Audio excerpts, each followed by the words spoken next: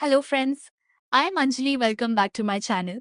Today I am going to share some important Excel functions that are very useful in daily work and data analysis. We will learn sum, average and VLOOKUP with simple examples. 1.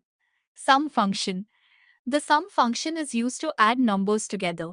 Excel formula equals sum B2 C2 result 160. Average function. The average function calculates the mean value of selected numbers. Syntax Excel formula equals average B2 C2 result 80 die.